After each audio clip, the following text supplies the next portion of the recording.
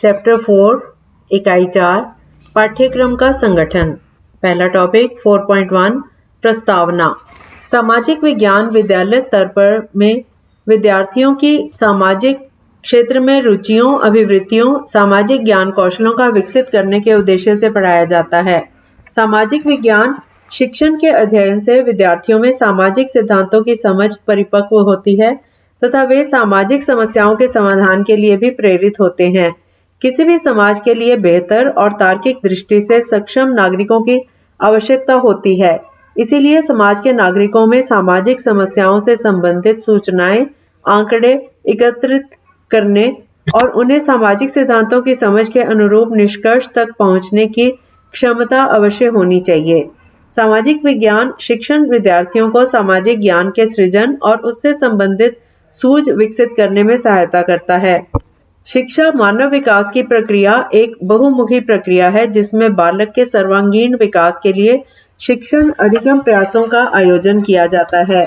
सामान्यतः शिक्षा के अंतर्गत शिक्षण, अनुदेशन तथा प्रशिक्षण की क्रियाओं को शामिल किया जाता है जिनका उद्देश्य विद्यार्थियों में अपेक्षित व्यवहार परिवर्तन करना होता है। शिक्षण गतिविधियों को पूरा करने का आधार पाठ्य वस्तु अथवा विषय वस्तु होती है। पाठ्य वस्तु को बालक के विकास के लिए एक प्रमुख साधन माना जाता है। इस दृष्टि से अध्यापक अपनी शिक्षण क्रियाओं द्वारा ऐसी परिस्थितियां उत्पन्न करता है जिससे विद्यार्थियों को नवीन अनुभव होते हैं तथा उन्हें इन्हें सीखने के लिए कुछ गतिविधियां करनी भी होती हैं। इसका प्रतिफल यह होता है कि उनमें समाज के अनुरूप अपेक्षित व्यवहार परिवर्तन होता है। हम कह सकते हैं कि विद्यार्थी सीखते हैं।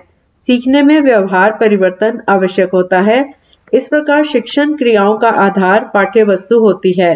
शिक्षा व्यवस्था की धुरी पाठ्यक्रम कहा जाता है, लेकिन यह समय काल तथा समाज में आए परिवर्तनों के अनुसार बदलता रहता है। इसीलिए विद्यालय स्तर पर सामाजिक विज्ञान का पाठ्यक्रम समाज की आवश्यकता और विद्यार्थियों के संज्ञानात्मक विकास के अनुरूप विकसित करना आवश्यक हो जाता है। अगला टॉपिक 4.2 उद्देश्य। इस इकाई में हमारा प्रयास है कि आपको पाठ्यक्रम संगठन से संबंधित सभी बुनियादी तत्वों से परिचित करा दिया जाए। इसलिए हमने पाठ्यक्रम के अर्थ से लेकर इसकी आवश्यकता एवं महत्व पर विभिन्न विद्वानों के विचारों को समेटकर पाठ्यक्रम के संगठन, पाठ्यक्रम संगठन की उपागम, विषय वस्तु के चयन कम मानदंड, पाठ्यक्रम संगठन की आवश्यकता और महत्व संबंधी अवधारणाओं को स्पष्ट करने का प्रयास किया ताकि आपके विषय से जुड़ी विभिन्न भ्रांतियां दूर हो सकें। इस इकाई के अध्ययन के पश्चात आप क्या क्या कर पाएंगे? नंबर 1, पाठ्यक्रम का अर्थ बता पाएंगे। नंबर 2, पाठ्यक्रम की आवश्यकता की व्याख्या कर सकेंगे। नंबर 3, पाठ्यक्रम को प्रभावित करने वाले घटक बता सकेंगे।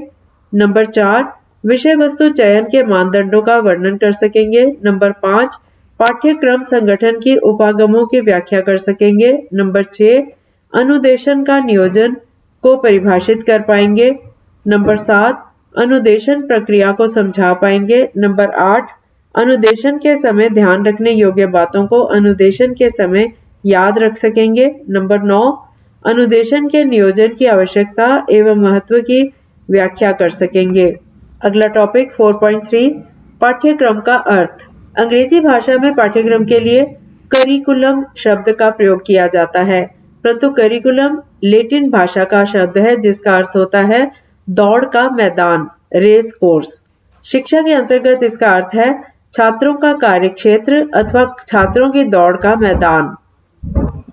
यहाँ पर दो शब्द दौड़ तथा मैदान प्रयुक्त किए गए हैं। मैदान का अर्थ पाठ्यक्रम से है और दौड़ का अर्थ छात्रों द्वारा अनुभव एवं उनकी क्रियाओं से है। पाठ्यक्रम के अर्थ को स्पष्ट करने का प्रयास दार्शनिकों, समाजशास्त्रियों तथा मनोवैज्ञानिकों ने भी किया है। समाजशास्त्री पाठ्यक्रम का अर्थ अधिक व्यापक लगाते हैं। इसके अनुसार पाठ्यक्रम शब्द का अर्थ उन सभी क्रियाओं एवं परिस्थितियों से होता है जिनका नियोजन एवं संपादन विद्यालय द्वारा बालकों के विकास के लिए किया जाता है। शिक्षा के उद्देश्य बदलते रहते हैं, इसलिए पाठ्यक्रम का अर्थ भी बदलता रहता है।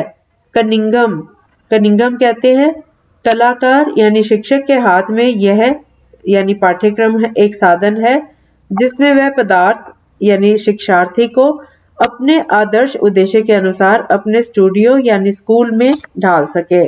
मुनरो का कहना है, पाठ्यक्रम में वे सब क्रियाएं सम्मिलित हैं जिनका हम शिक्षा के उद्देश्यों की प्राप्ति के हेतु विद्यालय में उपयोग करते हैं। हॉर्न कहते हैं, पाठ्यक्रम वह है जो बालकों को पढ़ाया जाता है। यह शांतिपूर्व पढ़ने या सीखने से अधिक है। इसमें उद्योग, व्यवसाय, ज्ञानोपार्जन, अभ्यास और क्रियाएं सम्मिलित हैं। कैसबेल कहते हैं, पाठ्यक्रम में वे सभी वस्तुएं आती हैं जो बालकों के अनेक माता-पिता एवं शिक्षकों के जीवन से होकर गुजरती हैं। पाठ्यक्रम उन सभी चीजों से बनता है जो सीखने वालों को काम करने के समय घेरे रहती हैं। वास्तव में पाठ्यक्रम को गतिमान वातावरण कहा जाता है। और इसके बाद माध्यमिक शिक्षा आयोग के अनुसार पाठ्यक्रम का अर्थ रूढ़िवादी ढंग से पढ़ाए जाने वाले बौद्धिक विषयों से नहीं है, बल्कि उसके अंदर वे सभी क्रियाकलाप आ जाते हैं जो बालकों को कक्षा के बाहर तथा भीतर प्राप्त होते हैं।